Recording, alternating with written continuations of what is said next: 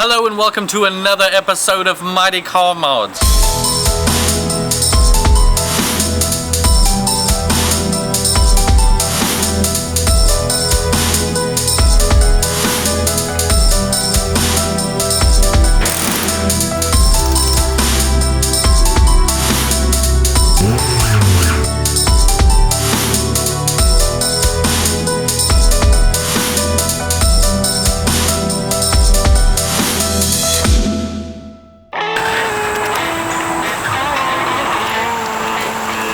Oh, hello. How are you today? We're going to be doing some stuff today. That's pretty nice. Getting busy. Hello and welcome to another episode of Honda Street Garage. Today we're working on Timmy's EF Civic with the B16. He's changing the clutch out and we're also going to be fixing some grindy gears. So let's go. Oh my God! Episode 4! This time we install a new clutch and lighten flywheel and also do a minor transmission overhaul. Now we know we need to get the car on jack stands, drain the transmission fluid, take apart the entire suspension, get the axles out, put a jack underneath the transmission to support it as it lowers down. Get the wiring harness out of the way so we can drop the transmission. With most Honda clutches, the pressure plate begins to go before the clutch starts to slip. And in this case, the clutch wasn't slipping at all, but it was grinding in every single gear. So if you're getting a third gear grind at high RPM, it's most likely that your pressure plate is starting to go and not your synchronizer.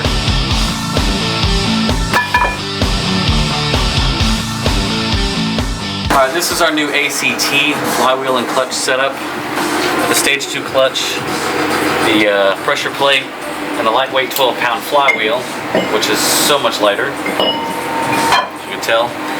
Now this has been on another vehicle, but it only put about 500 miles on it, if that. So we know this is a good setup. We've already installed the pilot bearing down there in the center. Point out the top pilot bearing there, Timmy. He's giving you the middle finger to show you that that's what it is.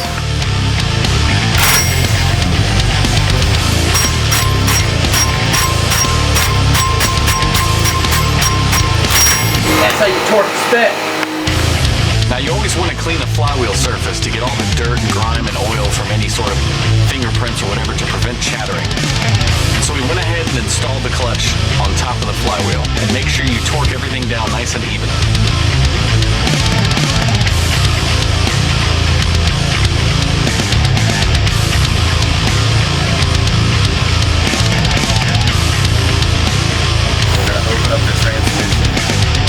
The transmission, you need to get the main top bolt out.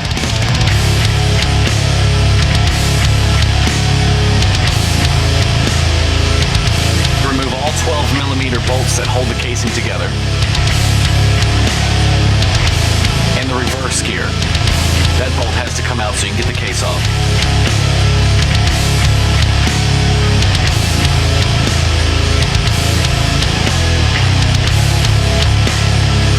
Snap ring needs to be pried apart so that the counter shaft can drop down and the casing can come off, because that snap ring locks everything together. So we use some needle nose pliers to pry it apart, and we use a hammer to bang it off with a little tab on the edge.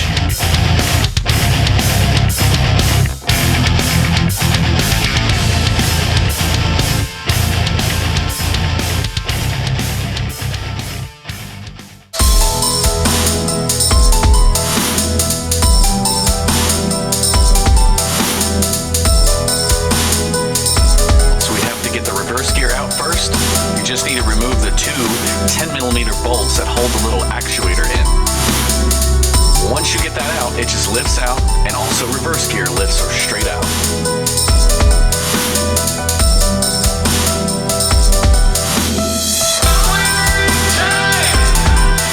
Now this is the gear selector itself. It's held in by three 10mm bolts. You remove that as well.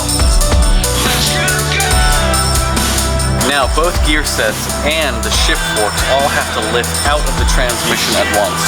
Lay them down on a cardboard slab or whatever you want to call it, and then they can all be separated and taken apart. But to get it out of the tranny, they have to be set down and lifted out to get in and out of the transmission.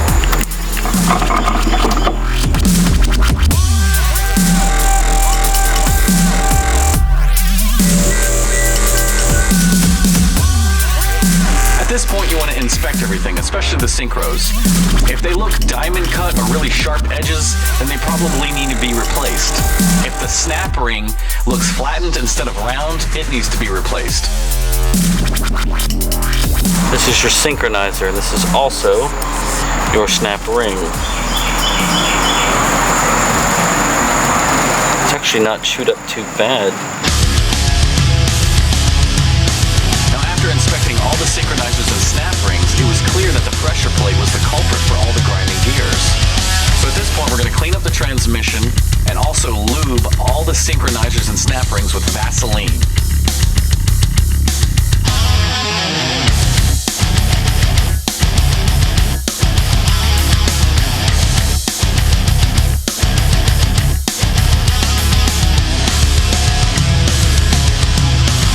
If you notice, these teeth are fatter and this groove is wider than these here.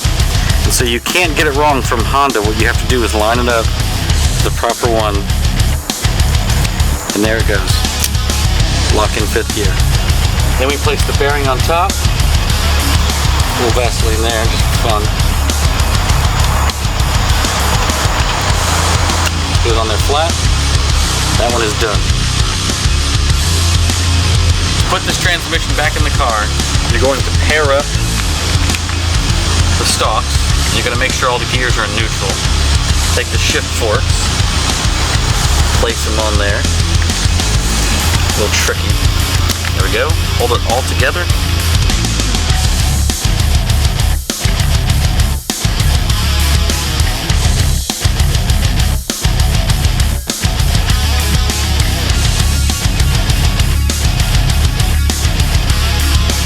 It's usually a good idea to have a friend sort of help you with this. I needed Timmy to come over and help me spin the differential to get the stalks to sit in there just right.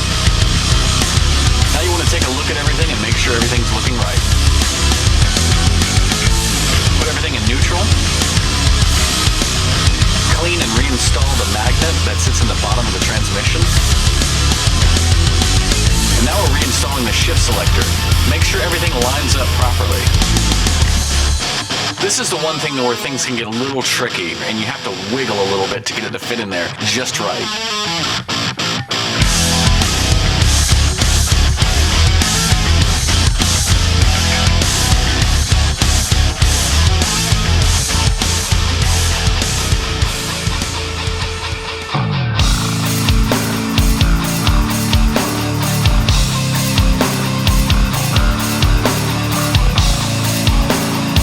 Here's us reinstalling the reverse gear. And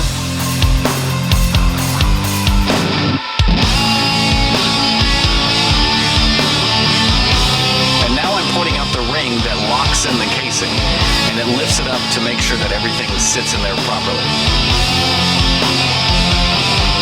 Clean the surface of the casing and use RTV to make a good seal for the transmission.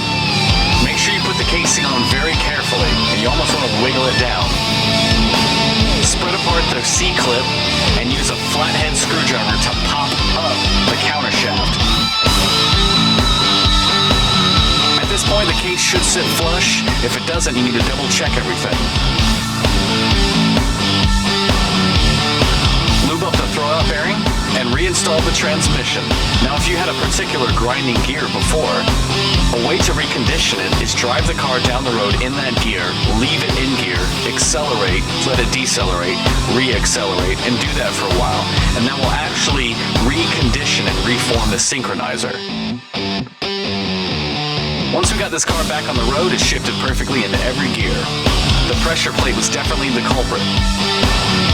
We hope you learned something about Honda transmissions this time, so thanks for watching another episode of Honda Street Garage.